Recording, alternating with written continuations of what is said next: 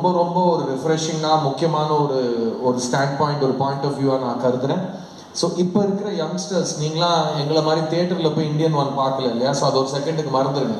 Indian 2 தியேட்டரில் பார்க்குறப்போ உங்களுக்குள்ள எங்களுக்கு எப்படி இந்தியன் 1 பார்க்குறப்போ ஒரு கோபம் எழுந்துச்சோ, சிஸ்டத்தை ஒன்றுமே பண்ண முடியாதா, ஒரு தனிப்பட்ட மனிதனா, ஒரு சாதாரண குடிமகனா உங்களால் என்ன பண்ண முடியுங்கிற கேள்வி எல்லாத்துக்கும் இந்த படத்தில் இவங்களோட வாழ்க்கையில் இருக்கிற அனுபவத்தை வச்சு இவங்க ஒரு கதை சொல்லியிருக்காங்க.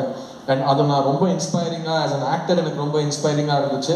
அண்ட் டெஃபினட்டாக வரப்போகிற தலைமுறைக்கும் இந்த இந்தியன் 2 பேசுகிற இந்த சமூக அக்கறை, ஒரு இண்டிவிஜுவல் சிட்டிசனோட ரெஸ்பான்சிபிலிட்டிஸ், இது எல்லாமே ரொம்ப அழுத்தமாக சொல்லியிருக்காங்க.